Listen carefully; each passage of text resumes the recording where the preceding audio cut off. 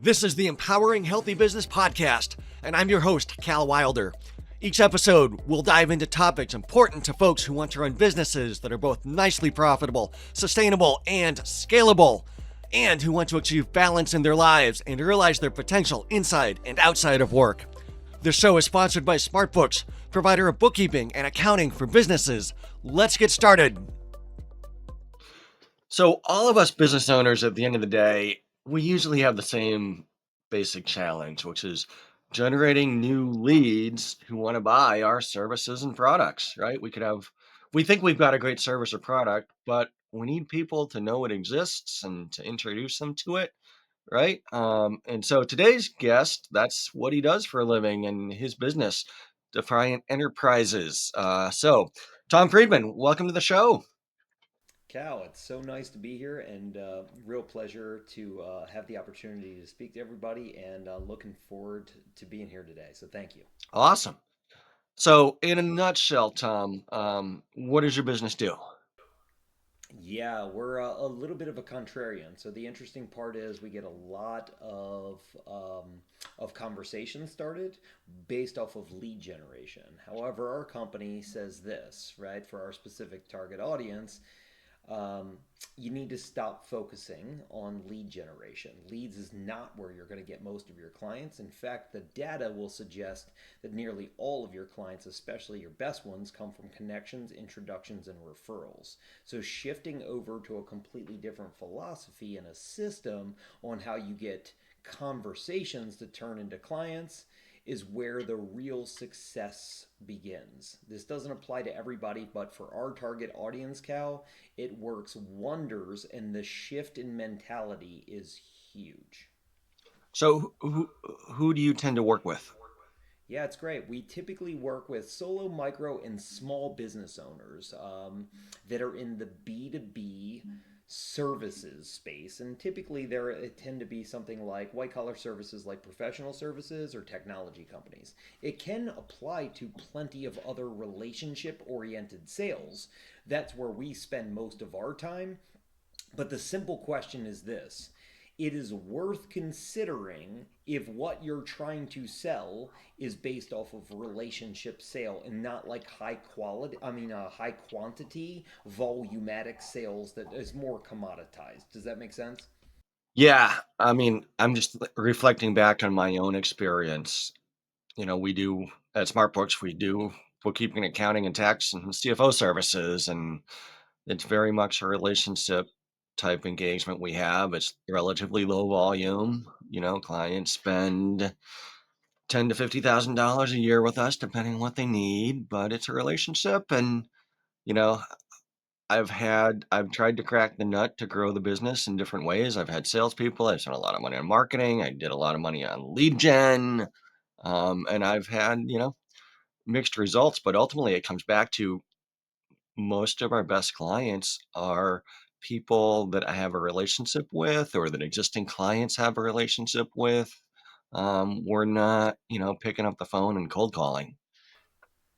Yeah, it makes complete sense, Cal. I mean, you're not alone in this category, right? I mean, I think when I first state this, whenever I'm having a conversation with somebody and they ask, like, tell me a little bit about what you do. And I always start off by saying, hey, listen, we take a simple concept, right? A fact that nearly all of your best clients will come from connections, introductions, and referrals. And typically, everyone nods. Why? Because even if they haven't they haven't fact checked that.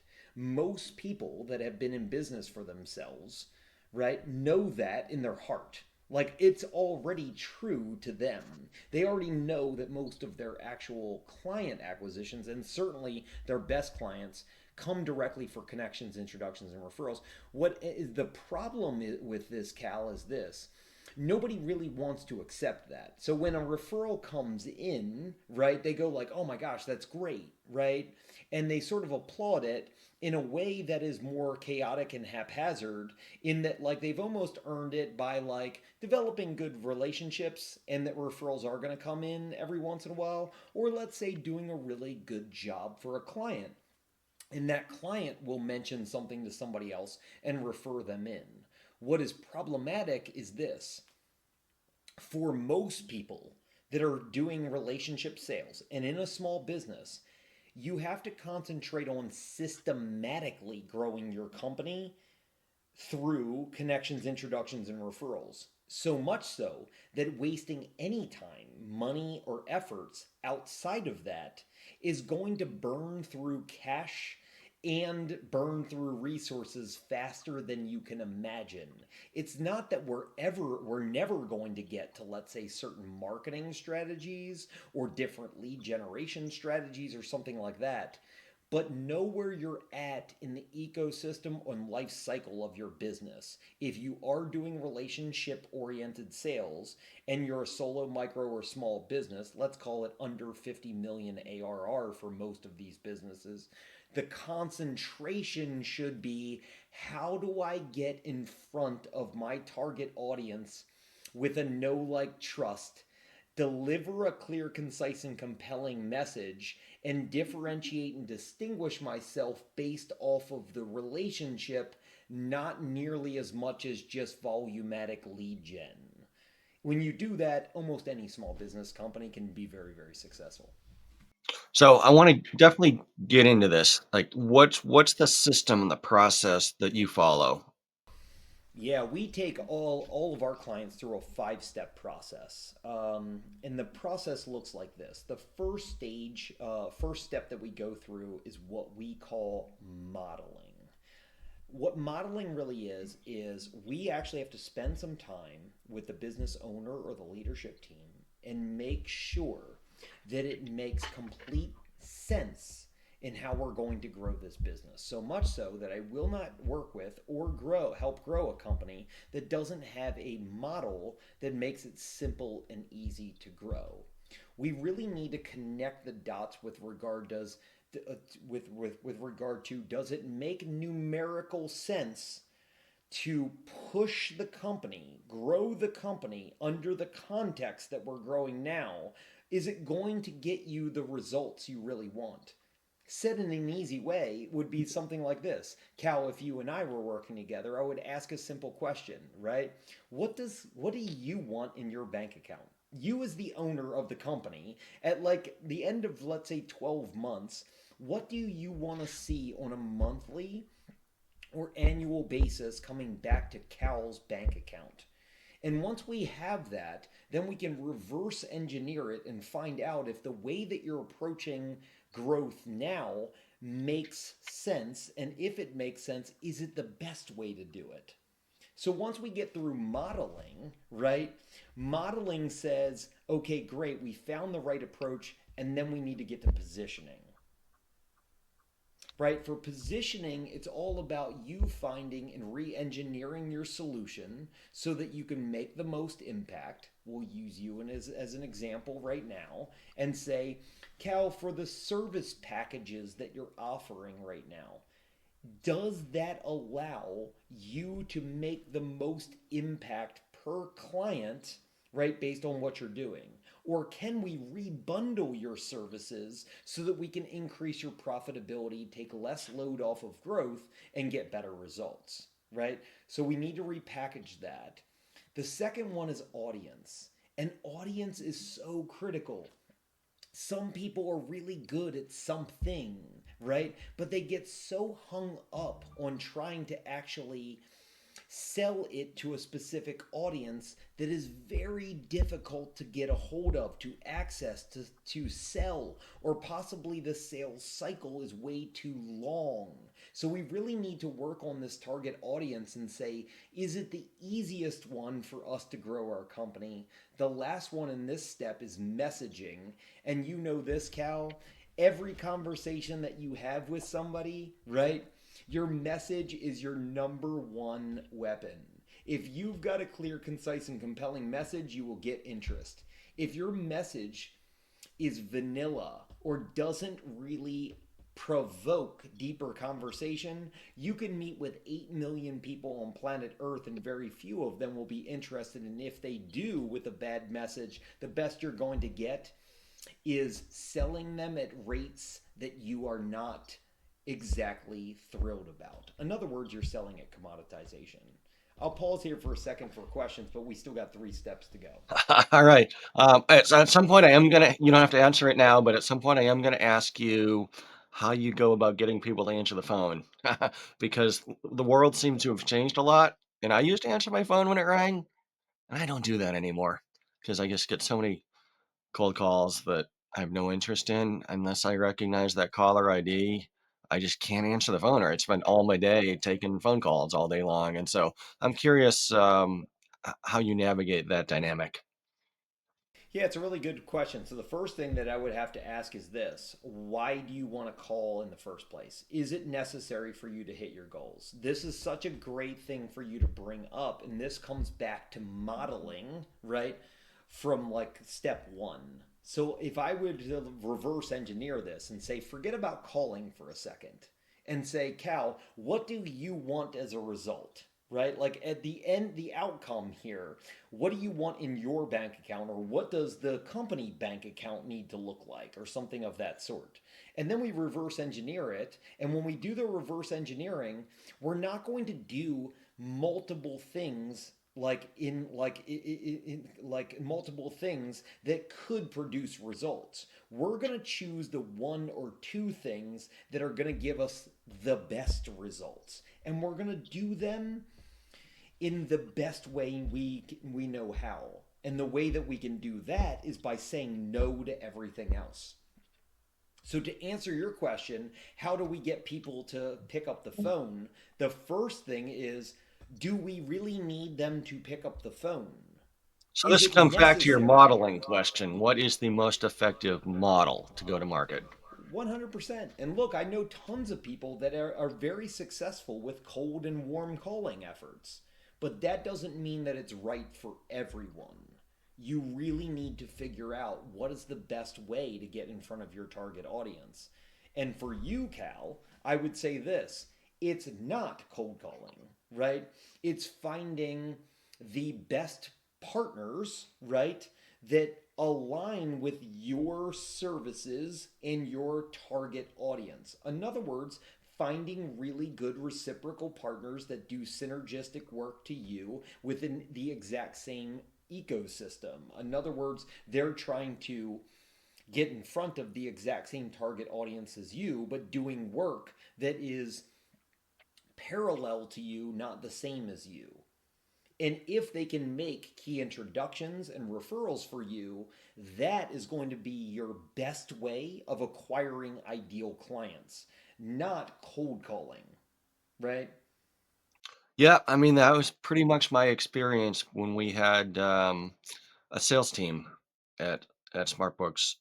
What they really did was they serviced inbound leads that came from somewhere else. They didn't self-generate because self-generating is really hard in my industry, I guess. Maybe everybody says that, but we had sales reps who are very good, but at the end of the day, the leads they were servicing and trying to help came from somewhere else. 100%, right? I mean, look, again, I'm not against all of these different strategies. What I'm saying is just understand where you're at in the business life cycle, right? For most small businesses, again, it could be from startup ideology all the way to very mature small businesses. For most of them in B2B services space, it's going to be that your concentration must revolve around getting better conversations that turn to clients as opposed to lead generation. The biggest misconception of most is that they equate lead generation with client acquisition. They are not one and the same. Just because you can get leads does not mean that you're going to acquire ideal clients.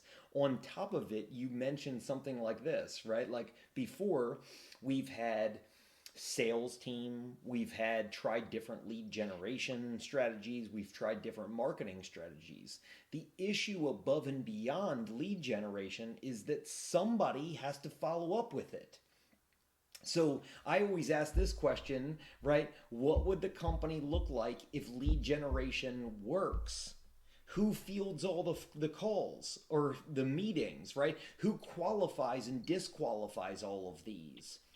Oftentimes lead generation will bury companies, not because they're the fact that they're not getting leads is that they're getting too many bad leads and can't even manage it properly, paying an exorbitant amount just to manage bad leads, causing them even a more of a drop in their overall profit levels.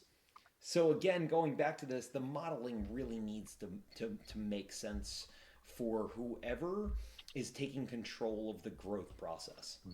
Could you walk us through an example of a very effective model that one of your clients has employed?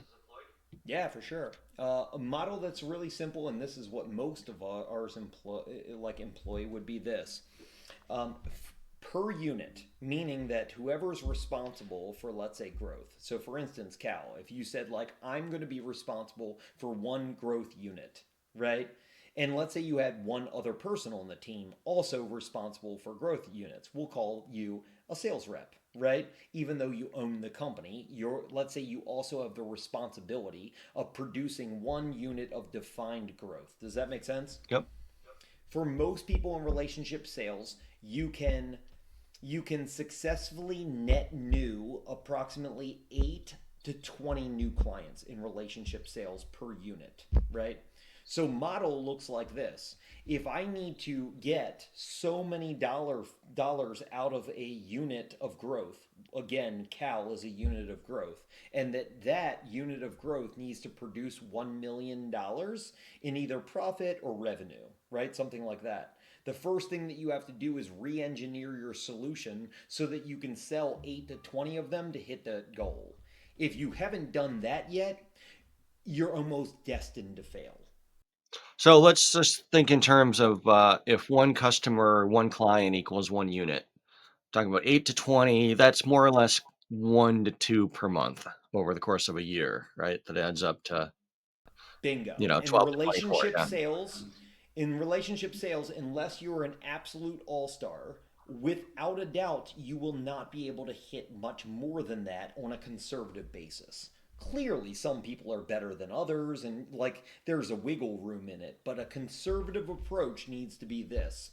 You, Cal, as a unit of growth for your company, has to structure your solution so that you can acquire 8 to 20 new clients net new over the year to get your goal of whatever that revenue would be or profit would be. In this case, we just used a random one of saying, I want to add another $1 million, right, of ARR, right? Does that make sense? Yeah, and so you can hit the plateau though, right? Because you're gonna have some natural churn. So if there's a limit to the number of new relationship sales you can execute, but you're losing some clients out the back door due to natural attrition, hopefully not too much that's preventable. Um, you're gonna hit the ceiling there and you may plateau because you could bring in 12 to 24 new customers a year. But if you're losing 12 to 24 because you've got 100 to begin with, and there's a little bit of natural 10 or 15% churn that's going to happen, you kind of hit that plateau of what you can accomplish. Yes. So, how do you address the plateau? First of all, that's why I call it net new, not just new clients, right? So, you really need to figure out what your churn rate is and minimize that as much as you possibly can. But once you've done that, Cal, then the next thing says this, and this is where a lot of people have issues, right? They say, I want to like grow and scale my company beyond that. So let's say you, Cal, at the end of the year, you are able to get like 8 to 20 new clients, right? Net new clients, and get another $1 million in ARR coming back to your company. So then the question becomes, how do we get on top of that like more ARR? Well, that's the point where instead of you trying to figure out how to produce more on your own, the only way in relationship sales that you're going to be able to scale it is you have to reproduce yourself. So, in other words, you would hire another sales rep at that point to follow the model and get another $1 million, right? But in relationship sales, I want to make this clear, right? You can only handle a certain amount of net new clients over 1 year per person responsible for that unit. unless you're going to increase your price or impact per client, there's always a limitation in relationship sales of how many net new you can produce per unit. So the only way to scale it is to find another cow, another you to add on to that. Make sense? And at the risk of sounding egotistical, it's very hard for a founder to replicate themselves, right? It goes both ways, right? Yeah. Number one, it's very, very difficult to replicate yourself in the exact position of everybody likes to talk to the man, right? Like, or woman, or whatever it is, right? Everybody wants to talk to the owner, the founder, the whatever, right? So getting in front of people is a lot easier when you're that person, Yeah, you have right? an unfair advantage over a standard sales rep. Without a doubt. Here's the only disadvantage, though. Owners, founders, everything else, right? While they're very passionate, they tend to be the ones that do not follow rules. So, in other words, because they rely so heavily on the fact that they can get in front of people because others want to talk to somebody that actually owns the business, it makes it easier to get those discovery calls. But the problem is, if you really don't exercise the skill sets and follow your messaging and your sales process, right, you're never going to be able to maximize it. You're never going to be able to create a system and process. And guess what?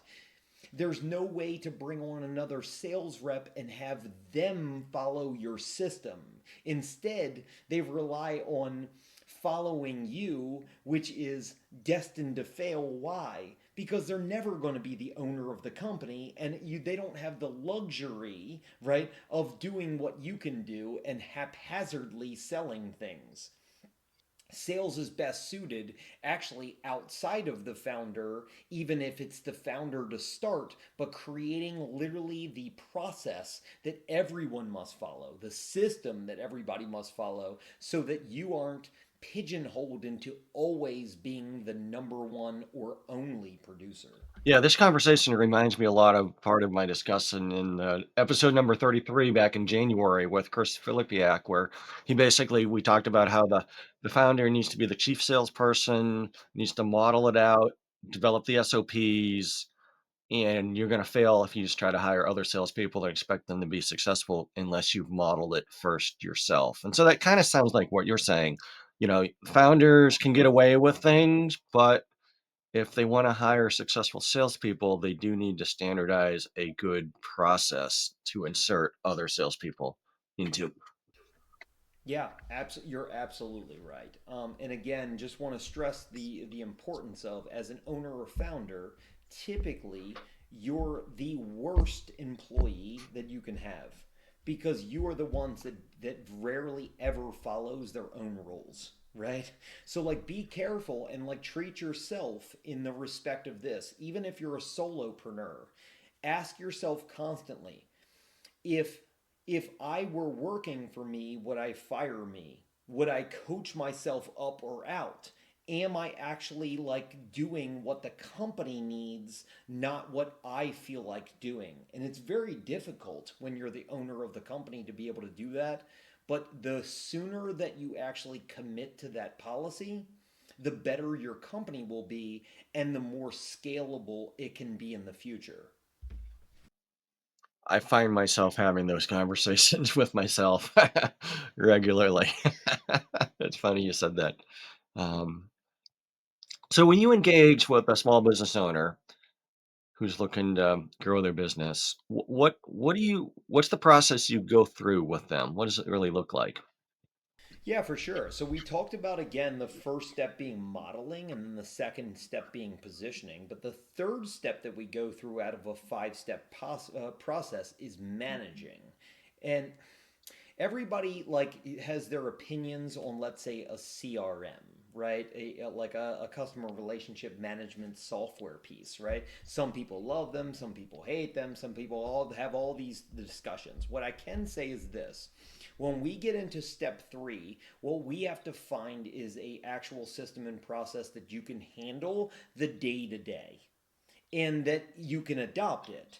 And I'll be clear with this, nobody that I've ever met has enough brain power to manage all of these relationships, these tasks that happen every single day without the help of some type of technology. The critical point is that we bring to the table is this.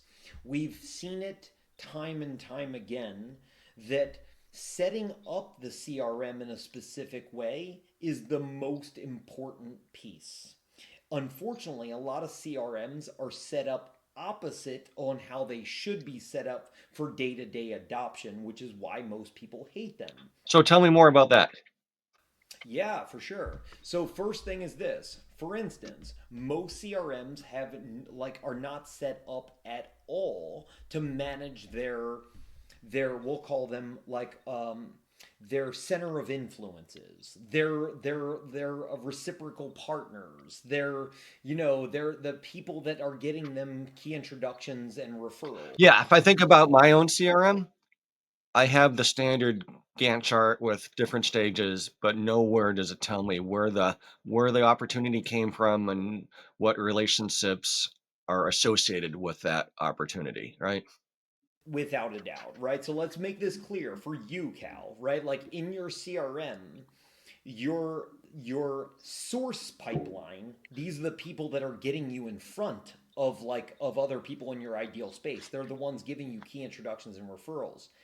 Those guys are your assets. They are your unpaid sales team. If you're not managing those relationships very specifically in your CRM, it is virtually impossible to optimize growth for your company.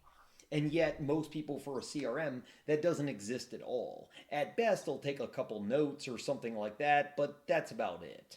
But there should be an actual pipeline set up in your CRM specifically for sources and set up in a very specific way so that you can manage your best, better, okay, whatever, like, you know what I mean, your levels of sources.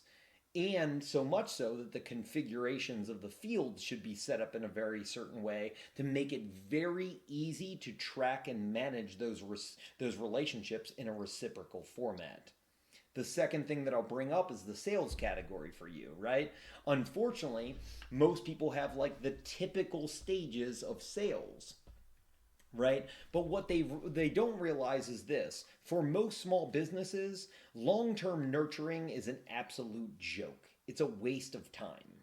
You're better off suited taking somebody that is a long-term play, giving them over, like introducing them or referring them to one of your partners and getting the partner to appreciate that action and getting you in front of somebody new to talk to. But instead, what we do is we pretend that there are a lot of people in our sales pipeline that stands a chance of being a client. But if you look back at the data for most small business owners, most client acquisition happens almost immediately. Not so much that they sign up with you that day, but you literally talk to somebody. They understand what you do, they need what you do, and it progresses in a pretty quick sales cycle. You know what I mean? We get another meeting set up, we discuss the scope and some pricing. I send over some pricing options, we go back and forth a few times, they sign a contract, they're a new client.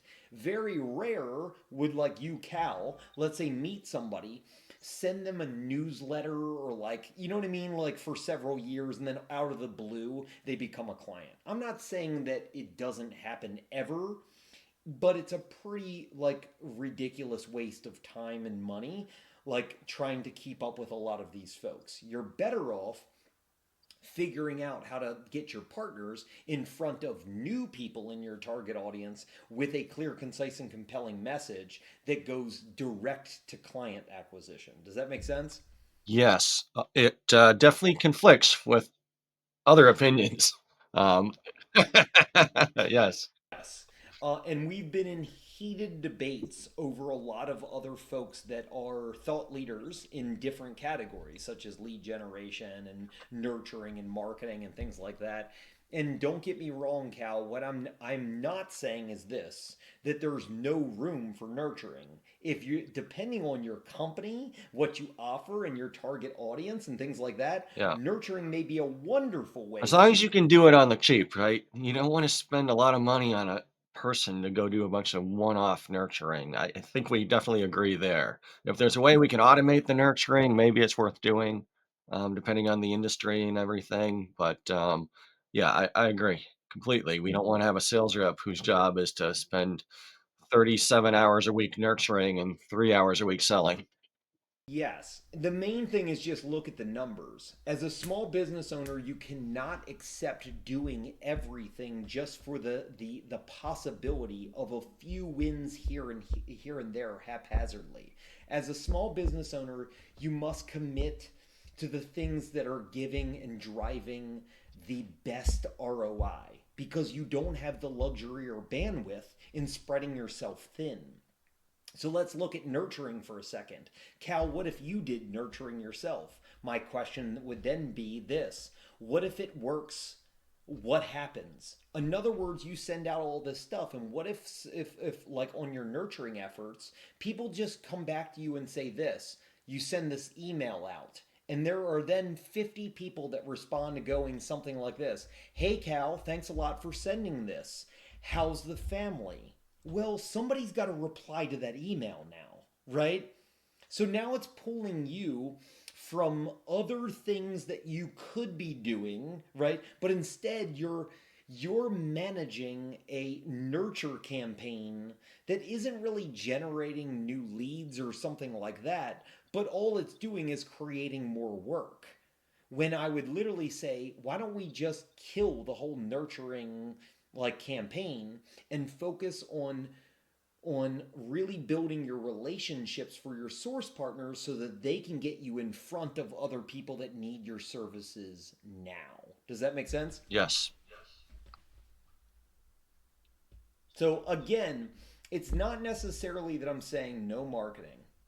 It's not necessarily that I'm saying no lead generation. It's not necessarily that I'm saying no nurturing.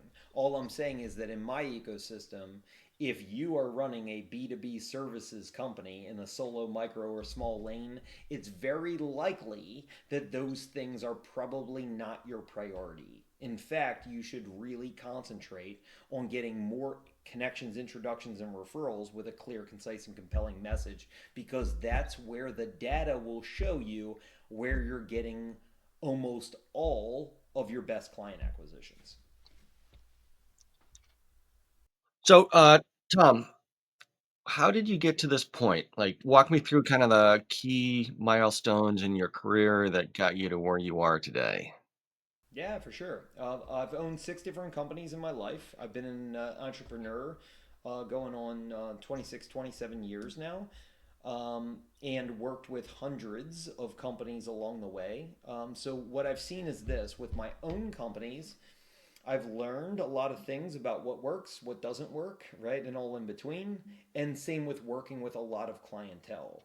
While I can do a lot of different things, I've chosen the thing that aggravates me the most. So when I put on my little cape every single day and get excited to wake up in the morning, I've selected one thing to solve.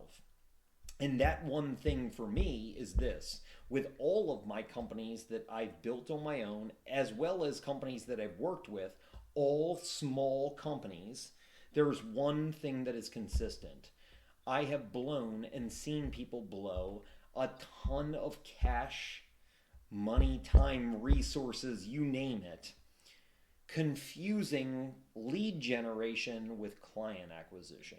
So my entire job is to say, what is the one thing that I want to take my experience and apply it to small business community? And that is this: stop chasing leads, focus on turning conversations into clients, and that will solve so much of your pipeline development issues. It will solve a lot of stress issues on how to grow the company. It will increase your LTV impact. Everything can be solved by one paradigm shift, and that is this: leads are not the answer, right? Conversations to clients are the answer for my ecosystem. And so say you sign up a new client, small business owner, maybe they don't have a sales team, maybe you got one salesperson, but nothing big. Um, how do you get their mindset to shift into the lane it needs to be in for your process? It's a really good question. I mean, look, the nobody pushes back on the general concept because most people have already seen it happen. Let's go over the concept again. If let's say you and I work together, Cal, right? And I literally just said like, are we in agreement that like your best clients are going to come from connections, introductions and referrals? There's not a disagreement there, right? So like everybody's in agreement that that has The happened. problem is we all feel like we should be able to scale the business, and scaling is different than using relationships. That's kind of the mindset problem, right? 100%, right? And let's be clear with this, and this is where like a lot of the thought leaders in like lead generation, marketing, and other people that are like alongside what I do, right? And they sometimes get upset at my message. And so let me be clear with this. I'm not saying again that like nurturing is never going to be part of your business, that marketing isn't going to be a key component of scaling and growing your company at some point, right? That lead generation, different lead generation strategies could apply at different times. What I'm saying is that you must understand where you're at in the business life cycle. If you are a solo, micro, or small business in the B2B services space, you will, at that stage, be getting all of your best clients or pretty close to it, right, from connections, introductions, and referrals. And you just need to focus on that. Every single mistake of chasing squirrels when you're in that space is a waste of time, money, and resources. Yeah, that's a good way to put it. And many small businesses never really need to outgrow that. They can do just fine with a founder who adopts some reasonably good sales and marketing practices. Yeah, you bring up a valid point, right? And everybody's different. And what I've tried to do as I start to get a little bit older is to not judge, right? Um, and what I mean by that is this: we're pressed as business owners right now of more, more, more. And like honestly, if you talk to everybody in the business community, right? If you somehow admit that you want to like actually revert your business, simplify your business, right? It's almost like shunned, right? Because we're like this whole message is driven into us that you need to create a business from scratch and then you need to keep growing it and then you're going to scale it and then get it so to the point where you can make like crazy multiples off of an exit strategy or something like that. And while you can do that, what I find is it's very unreasonable for most individuals, right? I think what is more realistic is to ask yourself, go sit in a rocking chair with nobody else around and say, what do I really want from this company? What do I really want from this company? And really define that and be okay with it. And then what I would say is this: whatever you want as the outcome, go to reverse engineer that and make it as simple and easy to achieve as you possibly can. Adding complexity, even if you're successful, is a monster that eats everyone alive. Don't get better or don't get bigger just because, right? The only reason that you should get bigger is that it's part of a grand plan that you really, really want in the end. Otherwise, make the company as simple and easy as possible, do good work for your clients, and call it a day. So I got to ask you about the name of your business, Define Enterprises. Is there a story behind that name? Yeah, the defined enterprises is this. I never was okay with the lifestyle of or the overall idea of what makes a successful person, right? I hated the idea. Because going back on the concept that we just talked about, it never ends. It's always more, more, more, more, more. And if you look at like just basic statistics of like of overall happiness of people in a multitude of categories. of let's look at the finances. You still look at so many people that are uber rich, right, Cal, that are really unhappy with their life, right? They're still constantly chasing these other things, right? Or look at the opposite end of the spectrum. I have no money, and these people are unhappy because they don't have any money and they're always trying to strive to whatever. And the reverse is always true. I've also seen plenty of people that are uber rich, right? And been very happy, or people that are very poor and very, very happy. Yeah, that's amazing. It's amazing.